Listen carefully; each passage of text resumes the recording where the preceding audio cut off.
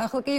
გადავინაცვლოთ რუსთაველის გამზირზე, სადაც აქციის მონაწილეები არიან შეკრებილები. თქვენ ახლა პირდაპირ ეთერში ხედავთ რუსთაველის გამზირს და პარლამენტის მიმდებარე ტერიტორიას. ადგილზე იმყოფებიან ჩვენი გადამღები ჯგუფის წევრები, რა თქმა უნდა მათ მოვლენათა განვითარების შესაბამისად ჩავთავთ პირდაპირ ეთერში. დღეს აქციაზე არ იმყოფებოდა არც ცოცხალი ძალა, არ იყო მობილიზებული არც სპეცტექნიკა. მშვიდი გარემოში და მშვიდი ავითარება რუსთაველის გამზირზე და კიდევ ერთხელ შეგახსენებთ, რომ მოამბე, რა თქმა უნდა, საგანგებო რეჟიმში განაგრძობს მუშაობას.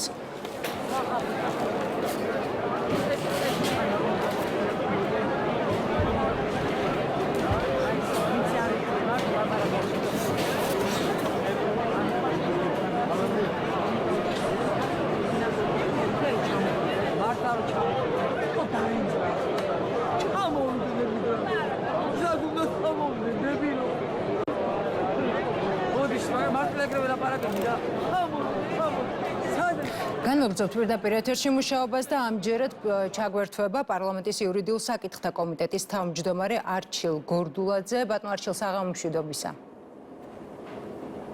მოგესალმებით, მადლობა მოწვევისთვის, მივესალმებით ჩვენს მაყურებელს. ბატონო არჩილ, განსაკუთრებული სტუმრიანობა არის ბოლო 3 დღის განმავლობაში ორბელიანების სასახლეში. მორგი კონსულტაციების შემდეგ, როგორც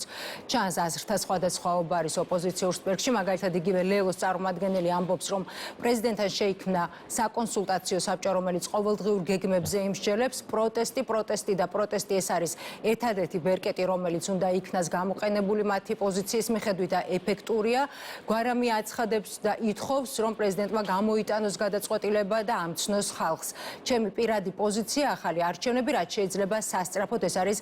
ნიკა გვარამიას პოზიცია. რაზე ვერ თანხმდებიან, როგორ ფიქრობთ, სალომე ზურაბიშვილის ირგვლივ გაერთიანებულები? ქალბატონო, მაგ არის ფიქრობთ, რომ თქვენ კითხოს გაურბივარ, უბრალოდ მე კითხოს დაგისვამდით, რომ სანამ ჩვენი ჩართვა იქნებოდა, მანამდე სტუმარი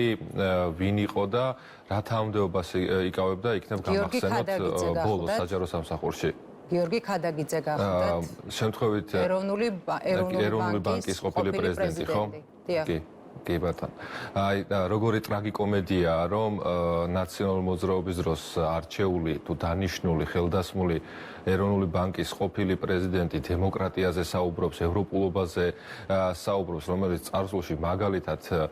ბიზნესის დარეკეტებაში პირდაპირ იყო ჩართული და ქართულ ბანკს ეს კონკრეტული ადამიანი აკოტრებდა და ეხლა დემოკრატიაზე ქადაგებს. უბრალოდ ერთი რამე უნდა დაუწუნოთ, რომ რასაც საუბრობდა, რიხი აკლდა და უფრო მეტი დრამატიზება უკეთესი იქნებოდა, რომ შემოეტანა, რათა თავის განცხადებებს უფრო მეტი დამაჯერებლობა შეძენოდა და ამით კიდევ უფრო საშინელი სურათი დაეხატა. ზუსტად ტრაგედია არის ჩვენი ქვეყნის, რომ ასეთ ადამიანებს, რომელსაც დავალებების შესრულება უწევთ, კიდევ აქვთ ლაპარაკის საშუალება, რომ ჩვენი ქვეყნის მოსახლეობა დაზაფრონ და 1000 სიცრუის და ტყუილის ტირაჟირებით შეეცადონ, რომ როგორც საქართველოს საზოგადოების მიერ არჩეული ქართული ოცნების გუნდი გააშაონ, ასევე ქართული ხალხის ინტერესების და ქვეყნის ინტერესების საწინააღმდეგოდ იმოქმედონ და ზუსტად ეს ის ადამიანია, რომელიც კოლექტიური ნაცმოძრაობის კლასტერში კარგად ერთიანდება, რომელიც ერთიანდება მათ შორის იმ ადამიანებთან ერთად, რომლებიც თქვენ დაასახელეთ, ანადოლიძესთან ერთად, ნიკა გვარამიასთან ერთად, ნიკა მელიასთან ერთად, რომლებიც შეკრებილები არიან მხოლოდ იმისათვის, რომ როგორმე მოახერხონ ჩვენს ქვეყანაში გადატრიალება მოაწყონ ნაცმაიდანი და ამით საბოლოო ჯამში ხელისუფლებაში დააბრუნონ ის ძალა, რომელიც თითის გატკაცუნებაზე ნებისმიერი ძალისა, რომელიც ჩვენი ქვეყნის ინტერესების საწინააღმდეგოდ მოქმედებს და თითის გატკაცუნებაზე დავალებებს შეასრულებს და მერე იქნება ყურმორჭრილი მონა, სიტყვა, რომელიც ძალიან მოსწონთ მათ და ხშირად იყენებენ ხოლმე, ზუსტად ამ მონური ფსიქოლოგიის მქონე ადამიანები, სხვის დაკრულზე მოცეკვავე ადამიანები, ეხლა ცდილობენ, რომ გამოვიდნენ როგორც დემოკრატიის მთავარი მხარდამჭერები ჩვენს ქვეყანაში. რაც შეეხება მათ გადაწყვეტილებებს, ეხლა რომ თითქოს რაღაცა საბჭოს ქმნიან, ხო, გინდა საბჭო შექმნან და გინდა რევკომი, რევოლუციური კომიტეტი ჩამოაყალიბონ, გინდა რა სახელი დაირქვან, ამას მნიშვნელობას საბოლოო ჯამში არა აქვს, თავარი აქ არის შინაარსი. და შინაარსი ერთი შეხედვით ხომ ტრაგიკულია და მეორე მხრივ შემაძრწუნებლად და შემაზარებლად მავნებლურია. ამ ადამიანებს უნდათ რომ ქართველი ხალხის ინტერესის და გადაწყვეტილების საწინააღმდეგოდ მილიონ 120,000-ზე მეტი მხარდამჭერის საწინააღმდეგოდ იმოქმედონ და არჩეული ხელისუფლება არაფრად არ ჩააგდონ, გვერდზე გაწიონ საქართველოს კონსტიტუცია, საქართველოს კანონმდებლობა,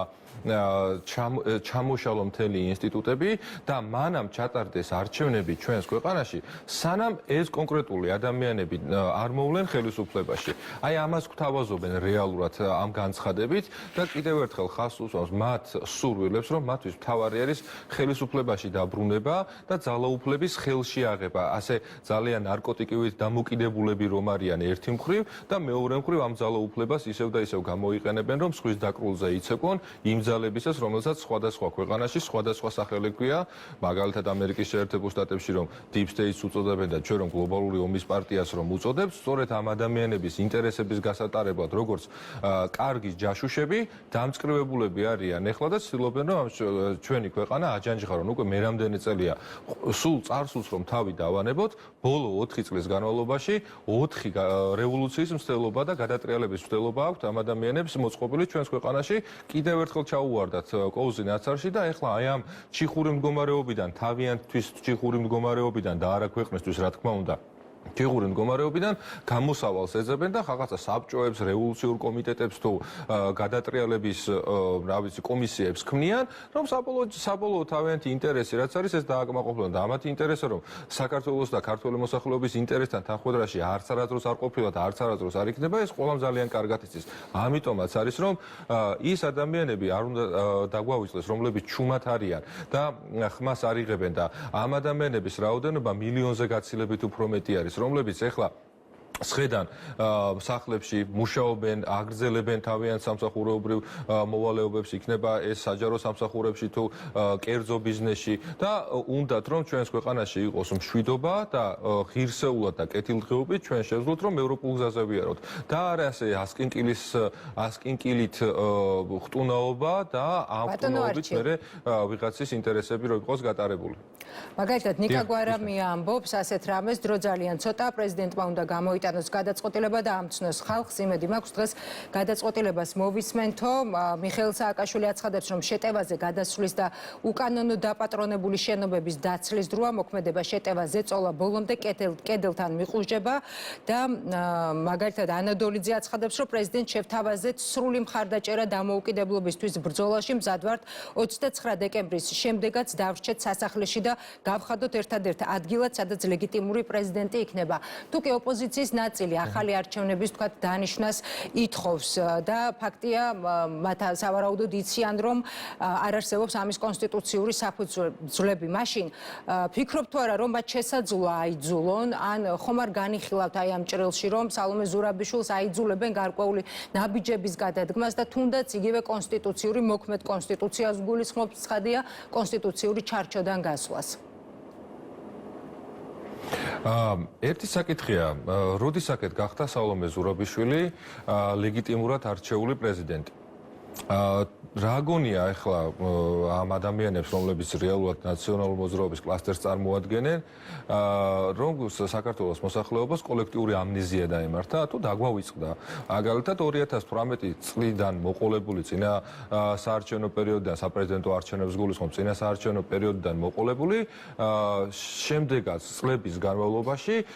რა სიტყვებით ლანძღავდნენ სალომე ზურაბიშვილს, როგორ ამბობდნენ, რომ გაყალბებული არჩევნების შედეგად იქნა არჩეული სალომე ზურაბიშვილიო და როგორ გამოდიოდნენ მათ შორის ეს ადამიანების და გარკვეული თანამდებობის პირების საზღვარგარეთიდან და ამბობდნენ რომ არჩევნები არასწორად იყო კანონმდებლობის დარღვევით იყო ჩატარებული 2018 წელსო. ეხლა უცებ შეიცვალა მოცემულობა, სალომე ზურაბიშვილი მათ დაჯგუფებაში კარგად გაერთიანდა, შესისხლ ხორცდა, ადამიანი რომელსაც სისხლში არა აქვს ხელები გათხრილი განსხვავებით ნაციონალური მოძრაობის სხვა წარმომადგენლებისგან პირდაპირ მნიშვნელობით სისხლში და ადამიანის ღირსების შელახვაში არ აქვს გათვლილი ხელები, მაგრამ უარესია თუ ნაკლები თუ არა უარესი ნამდვილად არის რომ სალომე ზურაბიშვილი ზუსტად სამწუხაროდ გახდა ისეთი ადამიანი, რომელიც სხვისი დავალებების შემსრულებელი არის ერთ-ერთი მათგანი, ერთ-ერთი ჭანჭიკად გადაიქცა იმ დიდ მანქანაში, რომელიც ჩვენი ქვეყნის ინტერესების საწინააღმდეგოდ იბრძვის და ეხლა არის თურმე ლეგიტიმური სალომე ზურაბიშვილი და ეს დავივიწყოთ მანამდე მათი განცხადებები რა იყო, რას საუბრობდნენ, როგორ ლანძღავდნენ კი არა, პირდაპირ უშუალო სიტყვებით აგინებდნენ და ეხლა თურმე ლეგიტიმური და მათთვის ყველაზე საყვარელი პოლიტიკოსი არის და ისეთ უჭერენ ეხლა მხარს რომ რა ვიცი ახალი რატომ არ თქვეს ახალი ალამუთის ციხე შეიქმნებაო პრეზიდენტის რეზიდენციაში კიდევ საკითხავია და ალბათ იმიტომ რომ ალამუთის ციხეს დარქმევა კონკრეტული შენობა ნაგებობისთვის სუდათ აქვთ ამ ადამიანებს დასწრილი და პირდაპირ მათ მარცხს გაუსვამდა ხას აი სასაცილოც კი არ არის ისეთ განცხადებებს აკეთებენ და ისეთ მდგომარეობაში ჩაიგდეს თავი რომ თითქოს ყველაფერი უნდა გადავშალოთ ჩვენი ქვეყნის სახელმწიფოებრიობა ჩამოვშალოთ, იმიტომ რომ სალომე ზურაბიშვილს არ ნებავს დათმოს თავისი სკამი. ძალიან არის ჩაბღაუჭებული და ამ სკამს რომ ვერ ელევა, ამ ყველაფერში ხარს უჭერს ქალბატონი ანა დოლიძე და ნიკა გვარამია და სხვა დანი და ძმანი მათნი. მე არ მგონია რომ სალომე ზურაბიშვილს იქამდე მიყვება, უпростоრად მგონია რომ იქამდე შერჩება კეთილგონიერება და არ ჩაიგდებს თავს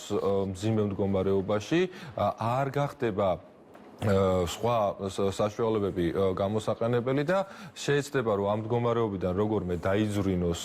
თავი და რა თქმა უნდა დატოვებს იმ რეზიდენციას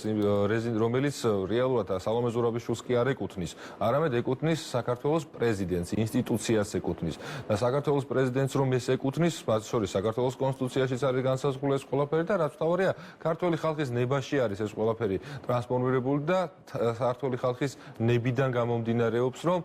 არჩეული არის ერთადერთი ლეგიტიმური პრეზიდენტი მიხეილ ყაველაშვილის სახით, ნამდვილად ღირსეული ადამიანის სახით, რომელსაც აქვს შესაძლებლობა და ამავე დროს უდიდესი გამოწვევა, რომ პრეზიდენტის ინსტიტუტს ჩვენს ქვეყანაში დაუბრუნოს ღირსება და დაუბრუნოს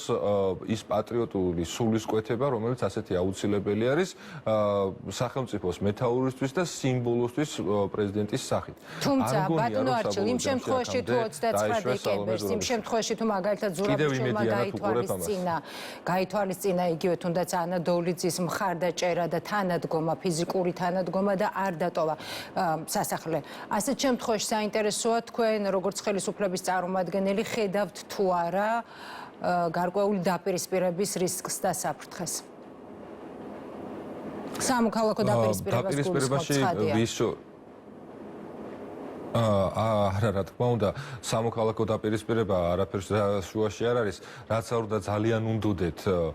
კონკრეტულად საკუთარ თავებს რომ ოპოზიციას უწოდებენ რომ სამოქალაქო დაპირისპირება იყოს ჩვენს ქვეყანაში, რა თქმა უნდა ეს ყველაფერი არ გამოუვათ და ზუსტად ამ სამოქალაქო დაპირისპირებისკენ მიმართული გზავნილი გააჟღერა მათ შორის მამუკა ხაზარაძემაც. ამ ადამიანმა რომელიც პოლიტიკას თავსაფარებს რომ დაუძვრეს პასუხისმგებლობას, რომელიც კანონმდებლობის წინაშე ჰქონდა და საბოლოო ჯამში არც ეს არ გამოუვიდა ხელმოწარულ ადამიანს, არ გულისხმობ ბიზნესში ხელმოწარულ ადამიანს, როგორ და რა სახით აქვს ბიზნესში წარმატება მამუკა ხაზარაძეს მოპოვებული, ეს საზოგადოებამ ძალიან კარგად იცის, მათ შორის ციხეებში გადაფორმებულ ქონებებს გულისხმობ, რა თქმა უნდა. და ამ ადამიანმა ისიც კი იკადრა, რომ ჯარს მოუწოდა ყველაზე აპოლიტიკურ ინსტიტუტს, ერთ-ერთ ყველაზე მაღალი რეიტინგის მქონე ინსტიტუტს, ჯარს და ჩვენს გმირ ჯარისკაცებს მოუწოდა, რომ არჩეულ მთავარსარდალს არ დაემორჩილოთო. ძალიან ბეწვის ხიდზე გაიარა, რომ არ გამოსვლოდა რაღაცა ამბოხისკენ მოწოდება და ამ ადამიანმა იკადრა, რომ ჯარში შეეტანა პოლიტიკა, ჯარი არ დამორჩილებოდა მთავარსარდალს და ჩვენ ძალიან კარგად გვახსოვს სამწუხარო გამოცდილება ჩვენი ქვეყნის უახლესი ისტორიიდან, სადაც შემთხვევა, როდესაც ჯარი არ დაემორჩილა მთავარსარდალს, რა მოყვა და რამაც მათაკლელი ომი იყო ჩვენი დედაქალაქის და არა მხოლოდ ჩვენი დედაქალაქის ქუჩებში, ეს ყველამ ძალიან კარგად ვიცით და ზუსტად აი რაც შიგნიდან სურთ, ამას ნელ-ნელა თავიანთ განცხადებებში აჟღერებენ კიდეს. ამ ადამიანებს უნდა ზუსტად რომ მაგალითად გვამები იყოს, ადამიანები გარდაიცვალნონ და გვახსოვს ხო აქციების მიმდინარეობისას ჩანაწერები, როცა ამბობდნენ რომ მხოლოდ და მხოლოდ მაშხალებით შეუძლებელია რომ გადატრიალება რევოლუცია მოახდინოთ ამ ქვეყანაში და აუცილებელია მსხვერპლიო, აუცილებელია სხვადასხვა ადამიანებს ქონებები დაუწვათო. ზუსტად ამ ადამიანებს სურთ რომ ჩვენს ქვეყანაში დაპირისპირება მოხდეს, მაგრამ ერთი რამე არის რომ დაპირისპირება ფიზიკურად გამორიცხულია მარტივი მიზეზიდან გამომდინარე რომ ხალხი და საზოგადოება ჩვენი ქართველი ხალხი ყველაფერს ძალიან კარგად ხედავს, ძალიან კარგად აქვს აღქმული თუ რა არის რეალობა და ის სიმართლე, რა სიმართლითაც იბრძვის ქართული ოცნების გუნდი ჩვენი ქვეყნის სუვერენიტეტის დასაცავად და არ დაავიწყდეს ამ ადამიანებს რომ გაჩუმებულებია კი არიან ეს ადამიანები რომლებიც ჩვენი მხარდამჭერები არიან და რეალურად ქართველი საქართველოს ქვეყნის სახელმწიფოებრიობის ინტერესებიდან გამომდინარე არიან გულანთებულები, ჩუმად რომ არიან, არ დაავიწყოთ რომ ძალიან ბევრნი არიან და არ შეეშალოთ რომ ის ადამიანები რომლებიც მოძრაობენ არიან საქართველოს და საქართველოს გაცილებით უფრო მეტნი არიან და ხელისუფლებას მათ შორის ამ ადამიანების რომლებიც ახლა გარეთ დგანან და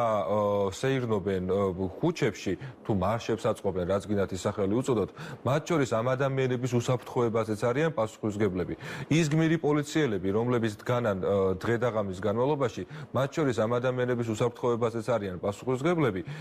და სწორედაც რომ გადაფოფრილები მათზე და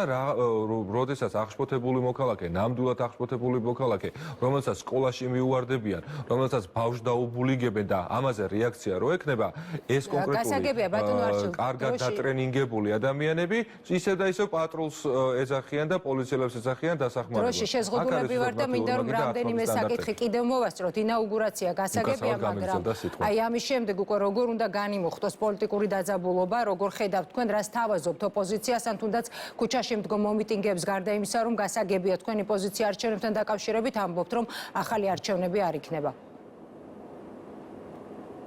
ადამიანები რომლებიც ტყუილად არ მიხსენებია რომ კარგად დატრენინგებულები არიან და ჩვენ გვახსოვს მაგალითად აკერმანის კანვასის ტრენინგები და რას ასწავლიდნენ და როგორ ასწავლიდნენ ამ ტრენინგებზე რომლებსაც ხედავდით როგორც გაზაფხულზე მიმდინარე მოვლენებისას აქციებზე და მათ შორის ეხლაც ხედავთ უბრალოდ აქ შეიცვალა ის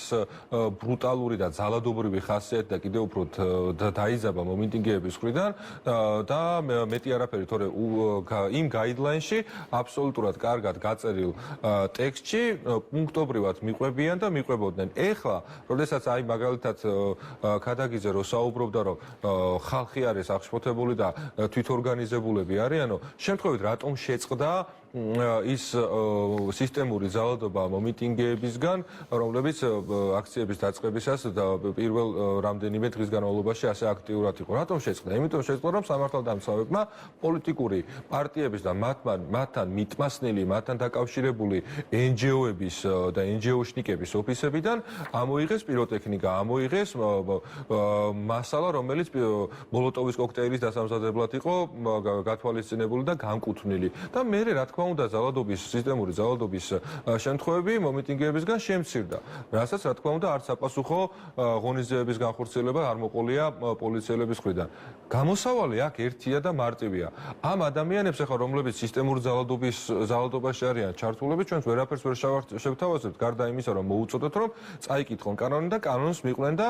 კანონი დაიცვან. წინააღმდეგ შემთხვევაში მათ მიმართ პასუხისმგებლობა იქნება სამართლიანი სასამართლოს პირობებში იქნება მკაცრი. ხოლო იმ ადამიანებს, რომლებისაც ჯერ კიდე გულუბრყვილოდ ჯერათ კონკრეტული ნაცმედიების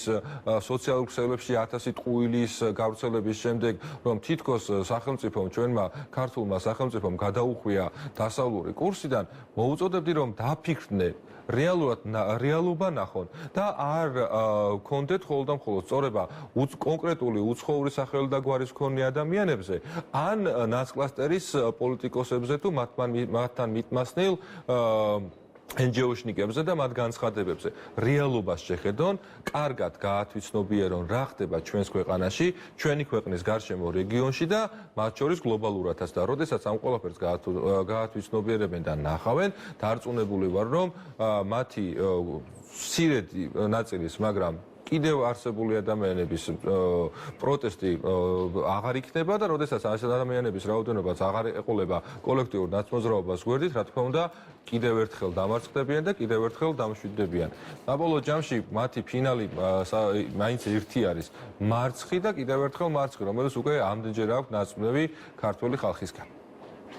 ბატონო არჩილ, ბოლოს შეკითხვა აქციის განმავლობაში დაზარალებულები და ნაცემები იყვნენ როგორც ჟურნალისტები, ისე აქციის მონაწილეები, დაზიანებულები იყვნენ სპეცდანიშნულების რაზმის წარმომადგენლები და პოლიციელები. მინდა რომ მკითხოთ გამოძიებასთან დაკავშირებით რა ინფორმაცია გაქვთ, ბოლო ინფორმაცია როგორია, რა შეგიძლიათ რომ უთხრათ ჩვენს მაყურებელს? თქვენ როგორც პარლამენტის წევრს მეკითხებით და შეუძლებელია რომ როგორც პარლამენტის წევრს გქონდეს ინფორმაცია გამოძიების დეტალებთან დაკავშირებით, იმიტომ ისევ და ისევ იმ ერთი შეხედვით მარტივი, მაგრამ აქსიომიდან გამომდინარე, მარტივი ჭეშმარიტებიდან, მაგრამ აქსიომიდან გამომდინარე, რომ გამოძიება დამოუკიდებელია და შეუძლებელია რომ პარლამენტის წევრი გამოძიების დეტალებში იყოს ჩართული და კონკრეტულად იცოდეს რა მოქმედებებს ავითარებენ, რა ეკნებიან. ამასთანავე, რა თქმა უნდა, როგორც პარლამენტის წევრს შემიძლია გითხრათ და ქართული ოცნების გუნდის წარმომადგენელს კიდევ ერთხელ გვინდა ვთქვათ, რომ ძალადობა რა თქმა უნდა მიუღებელია და რა თქმა უნდა ყოველთვის უნდა ვიყოთ ობიექტურები და ყოველთვის უნდა ფაქტების შეფასების მიმართ ყოველთვის უნდა ვიყოთ ობიექტურები და არ უნდა ვიყოთ თვალდახუჭულები, სადაც დასაგმობია აუცილებლად უნდა დავგმოთ, სადაც დანაშაული არის და დანაშაულის ნიშნები არის, ის აუცილებლად გამოძიებული უნდა იყოს და კანონის წინაშე ყველა თანასწორია. განსხვავებით იმ ადამიანებისგან, რომლებსაც ავიწყდება ცოცხლად რომ წვავდნენ პოლიციელებს და პირდაპირ მნიშვნელობით, რა ვიცი, ხან მოლოტოვის კოქტეილებს ესროდნენ, ხან ქვებს და ხან 1000 უბედურებას. ჩვენ ვამბობთ, რომ რა თქმა უნდა, ყველანაირი კანონის დარღვევა მიუღებელია და ასე უნდა იყოს შემდგარ სახელმწიფოში, ამავე დროს ობიექტურობა არ უნდა იყოს დაკარგული და არ უნდა ვიყოთ ასე თვალახვეულები და არ უნდა ვთქვათ, რომ რეალობასთან დაკავშირებით არ უნდა ვიყოთ თვალახვეულები. და რეალობა კი ის არის, რომ სისტემური ძალადობა მომდინარეობდა სამწუხაროდ ისევ და ისევ ორგანიზებული, უცხოეთიდან დაფინანსებული ტრენინგების საფუძველზე ორგანიზებული და დატრენინგებული ადამიანებისგან და ამას მოყვებოდა ხოლმე სხვადასხვა საშუალების, განკათვალისწინებული საშუალების გამოყენება სამართალდამცავებისგან, რა თქმა უნდა, არსებობდა სამწუხარო შემთხვევების და ერთ-ერთი მაგალითად რომელიც კონკრეტულად TV პირველის ჟურნალისტის მიმართ განხორციელდა, სადაც ნიღბებით იყვნენ ადამიანები, სადაც სხვადასხვა კითხვის ნიშანი არსებობს ამ კონკრეტულ ფაქტთან დაკავშირებით, სწორედ ამის შედეგი იყო, რომ ჩვენ შევიტანეთ საკანონმდებლო ცვლილებები საქართველოს პარლამენტის მიერ შეტანილი საკანონმდებლო ცვლილებები და მაგალითად ნიღბების გამოყენება აიგრძალა მანიფესტაციებისა და მანიფესტაციების დროს ამათ რა ამბავი მოყვა კოლექტიური ნაცმოძრაობის წარმომადგენლებისგან ყველას კარგად გვახსოვს და ეხლაც მიმდინარეობს ეს რომ თურმე როგორ შეიძლება რომ ადამიანებს აუგზავნოთ შეკრებების დროს ნიღბის ტარება და ჩვენი მიზანის ერთადერთი ლეგიტიმური არის რომ ის სავარაუდო საფრთხე რომელიც ისევ და ისევ მომიტიგეს ისევ და ისევ თუნდაც გამლენ მშვიდობიან ადამიანს მიადგეს აუცილებელი არის რომ იყოს იდენტიფიცირებადი და მარტივად